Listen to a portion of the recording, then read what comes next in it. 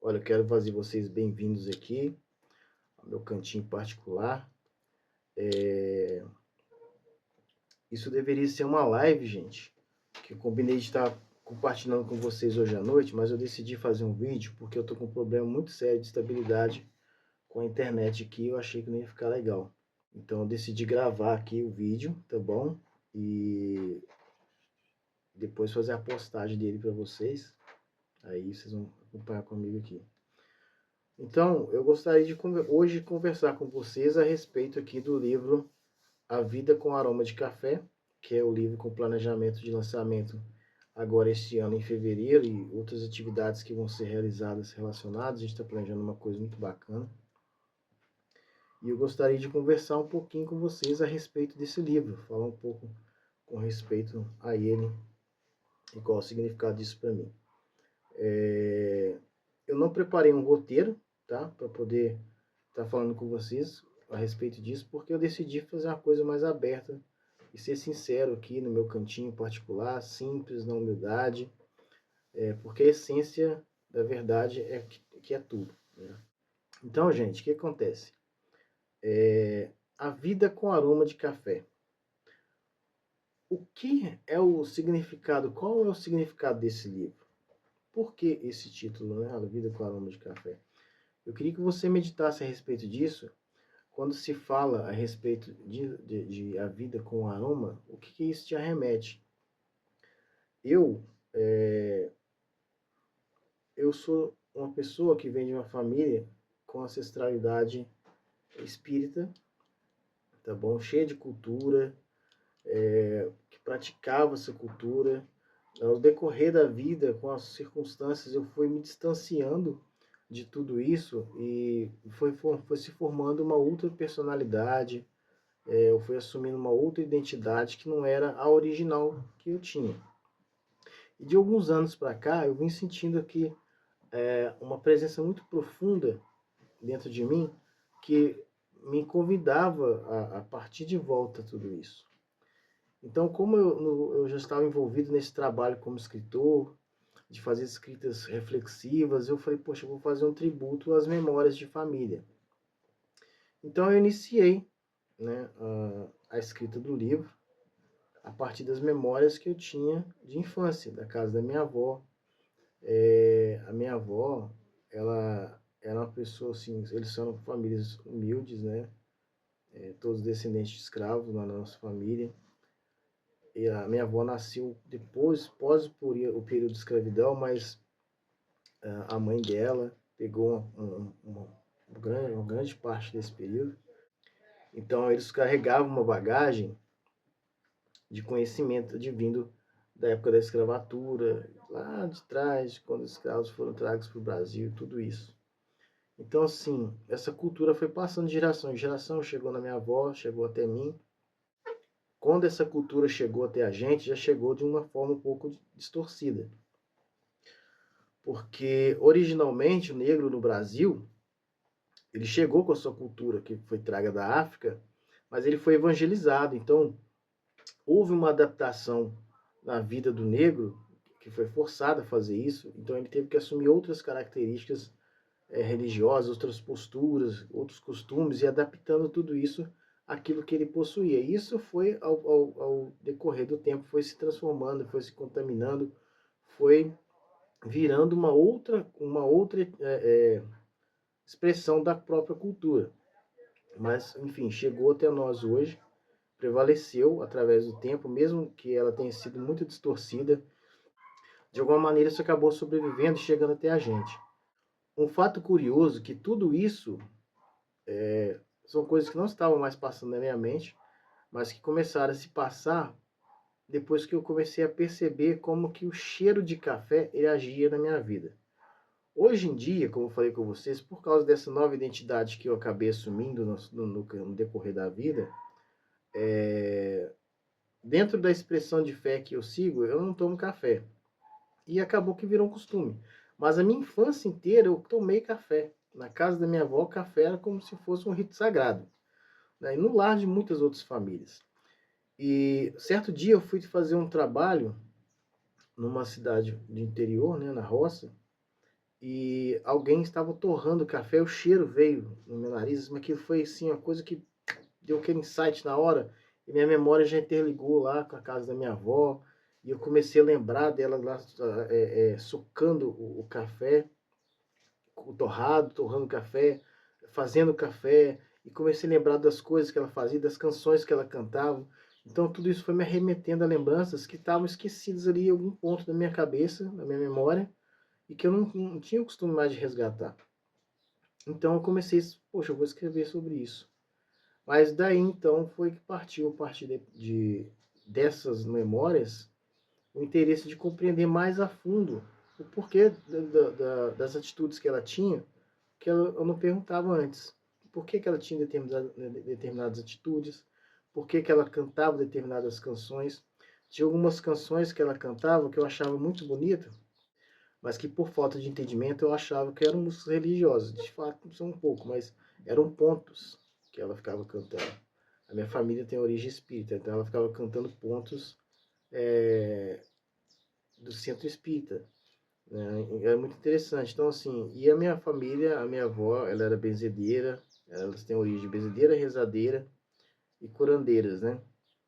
Então, tinha uma tia minha que ela entendia muito de ervas, ela fazia muito tipo de erva, simpatia, tinha umas orações que elas faziam, preparavam um sabão feito com ervas, gordura animal, cinza, e lavava a cabeça, dava banho na gente daquilo para poder fazer limpeza. Muita coisa que elas faziam, e tudo com um ritual ali que a gente não entendia, mas que agora eu tenho um entendimento de que são coisas relacionadas à ancestralidade.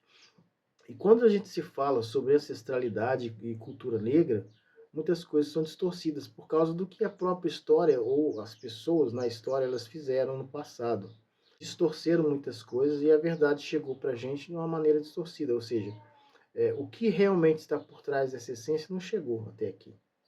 E nesse livro, então, a partir da memória que eu tenho da casa da minha avó e do que eu senti, eu tive a curiosidade de me aprofundar e me reconectar com essa parte que foi dispersa da minha vida. E de fato isso está acontecendo. Nos últimos 4 dias eu venho trabalhando intensivamente no livro, na parte final dele, para agora para a parte de registro antes do lançamento.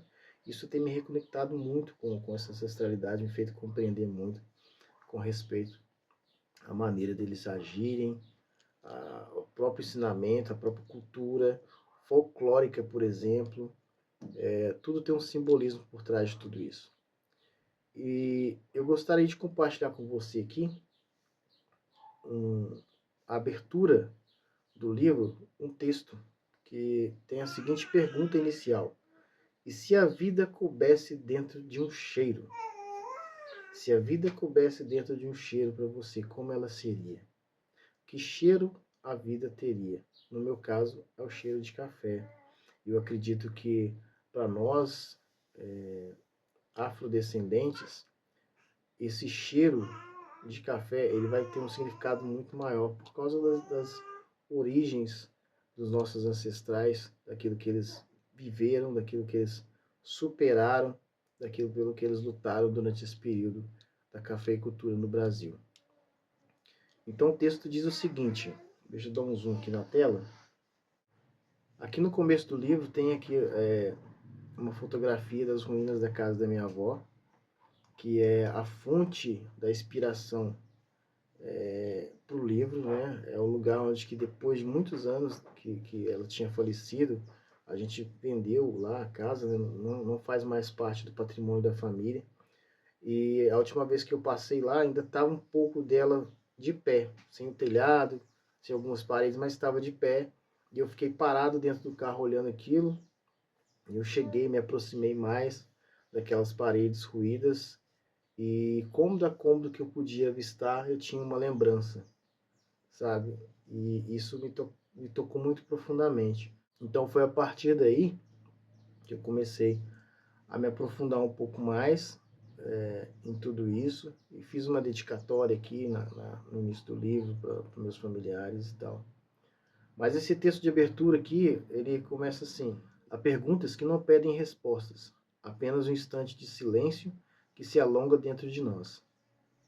É como o vapor que sobe devagar, de dentro de uma xícara recém-servida. Talvez a vida seja isso, um punhado de perguntas que a gente aprende a sentir antes de entender por que suas respostas aquecem. Quantas vezes você já parou no meio do dia e sentiu algum cheiro que te levou de volta a outro tempo? Um cheiro que não vem apenas do ar, mas da lembrança. Um aroma capaz de abrir portas dentro da sua própria alma. Portas que dão acesso a lugares que já não existem, mas que ainda moram dentro de você. Talvez o cheiro da vida seja esse, o das coisas que nunca se repetem, mas que também nunca se apagam. O cheiro da casa onde crescemos, o cheiro da roupa lavada e estendida ao sol, o cheiro da chuva na terra molhada, o cheiro do café que sempre parece chegar acompanhado de alguém, mesmo quando não estamos à espera. Seria possível dizer o que torna uma lembrança inesquecível? É o que vivemos ou o que sentimos? Será a memória apenas uma fotografia guardada no tempo ou o sabor e cheiro de um instante que se recusa a ir embora? Há vivências que não voltam, mas continuam vívidas por dentro, à espreita de um gesto, um som, um cheiro para voltar a existir. A vida é feita dessas presenças sutis, e talvez seja parte de um todo que nos faz humanos, a capacidade de lembrar com o corpo o que a mente já esqueceu. Esse aqui é o trecho inicial do livro que descreve muito bem aquilo que estava se passando dentro de mim quando eu estava ali diante das ruínas da casa da minha avó. É uma série de lembranças que veio na minha cabeça. Eu me lembrei de algumas histórias que a minha avó contava com respeito à família, sabe, da infância dela. Elas trabalhavam em cafezal, desde muito jovens. A minha avó mais nova, a avó Joninha, a que todo mundo mais gostava era ela, né? As mãos delas era tão grossa que elas não sentiam muito o tato, sabe? Eu me lembro que a avó Joninha, eu era muito apegado com ela, e algumas vezes eu chegava pra ela: vovó, deixa eu passar a mão na sua mão, fazer um carinho. Eu ficava assim olhando a mãozinha dela, grossa, sabe? E parecia, pra mim, criança, que parecia que tava doendo. Eu pensava, vou fazer um carinho na mão dela pra ajudar, né? E eu ficava fazendo carinho na mão dela. Falei: então, como que tá? Ela: é gostoso, né? Agora passa a mão aqui no rostinho da vovó. Porque ela não sentia o tato. Lá tinha um fogão a lenha no quintal, muito grande, onde que as festas de Congo, por exemplo, ali era o lugar de reunião do povo. Ali eles pegavam aquelas panelas enormes de ferro e fazia a comida toda ali, tudo na lenha. Mesmo depois com a modernidade, a minha avó tinha o costume de cozinhar ali. Então eu via ela pegar tição de brasa, assim, aquelas madeiras flamejantes, assim, ela pegava com a mão aquilo e ajeitava como se não fosse nada. A panela no fogo ali, horas ali, ela pegava a panela, o cabo da panela de ferro com a mão, tirava, levava para dentro de casa. Porque a mão dela estava calejada demais, ela não sentia isso. Então, por que eu estou falando sobre essa parte? Porque às vezes a gente fala sobre cultura negra, sobre cultura afrodescendente, sobre escravatura, sobre o período pós-escravatura, e a maneira com que as pessoas vivem, os ancestrais viveram e vivem, e aqueles que são mais enraizados na cultura, e a pessoa não entende o porquê daquilo. A minha avó foi criada desde nova trabalhando na lavoura, então ela tinha as mãos calejadas, e isso foi período pós-escravatura. Mas o quanto que retirou dela? A pessoa que tem um neto diante de si, acariciando a sua mão, e não consegue sentir o que está acontecendo a ponto de pedir para que ele passe a mão no rosto, para ter a sensação. Imagina na mente dela quando ela está acariciando o rosto de um neto, ela vendo o ato que está fazendo sem poder sentir o tato daquilo que está acontecendo. Então são heranças que foram passadas para frente de geração em geração. E nos nossos dias hoje a gente não vive nem metade do que se viveu da geração dela para trás. Mas atrás de tudo isso tem um significado muito forte e muito importante, que retém toda a essência da cultura, dos costumes, dentro da questão de espiritualidade. o negro é uma pessoa muito forte por causa da cultura que ele tem, das raízes da cultura que ele tem. Então, creio eu que se não fosse por isso, muitos deles não teriam suportado chegar até onde chegou, a ponto de ter o privilégio de se ver novamente na posição em qual ele nasceu, que é de ser livre. O negro não precisa ser incluído no nada, porque ele já é incluso. A nossa cultura, o nosso país é um país muito rico em matéria de conhecimentos, por exemplo, de trabalhos manuais, estruturais com ferro, algumas tecnologias, todas foram inventadas por negros. Tem muitos negros que fizeram grandes coisas na história que foram apagadas a sua essência. Então, assim, com todo respeito a todas e qualquer outra geração ou etnia, esse livro ele tem o objetivo, embora ele fale muito com respeito às origens da minha família e da minha etnia, ele é um livro que é para todos, porque todo mundo tem uma ancestralidade. Então, esse livro para mim é um livro muito significativo por esse ponto de resgatar essas memórias que de família, memórias de afeto, memórias de emoção, memórias de alegria, também de tristeza, mas também dessa questão ancestral, dessa ligação ancestral. E um fato muito curioso que eu queria compartilhar com vocês é que já faz algum tempo que eu venho sentindo essa necessidade de me conectar com as minhas origens africanas. Um desejo muito forte que eu tenho no meu coração de descobrir qual a origem de tribo que pertence à minha família. É uma coisa assim muito difícil, mas não é mais impossível. Você pode fazer exames de DNA a ponto de descobrir isso. Mas me conectar com a cultura, com a essência da cultura do negro, que transcende ao período de escravatura, né? O que vinha antes disso. O conhecimento da cultura negra, da afrodescendente, ela é milenar, é uma coisa muito antiga e tem muita coisa que a gente não sabe, né, por trás de tudo aquilo que se ouve. Em resumo, gente, é isso aí. Tá? Eu queria apresentar essa parte para vocês aí do livro, fazer esse comentário. Ele me toca muito, muito profundamente, todas as vezes que eu estou lendo ele. E eu espero sinceramente que você tenha a oportunidade de adquirir esse livro, você seja tocado também com relação à sua própria ancestralidade, os seus antepassados, aquilo que a vida deles representa para você e dos antepassados dele, o que representaram para eles, porque esse é um ciclo que se repete. Nós somos partículas daquilo que os nossos ancestrais eles foram e que foram sendo tragas para nós, mesmo com as adaptações, com as modificações que houveram com o tempo, isso foi chegando até cada um de nós e gerando em nós essa essência daquilo que é o que nós somos. Então, é isso que eu queria compartilhar hoje. Eu te convido aí a acompanhar todo o processo de pré-lançamento desse livro. Eu vou deixar um link aqui para você poder acessar, para ver lá a página, conhecer a página do livro. Nós vamos estar realizando muitas atividades, vamos realizar brevemente uma roda de conversa e você é meu convidado a estar participando. Vão ser vagas limitadas presenciais, mas eu vou fazer uma transmissão ao vivo sobre isso e eu te convido a assistir com a gente. No mais, eu agradeço muito, tenha um ótimo dia, um forte abraço do Dona Torque e a gente se vê por aí.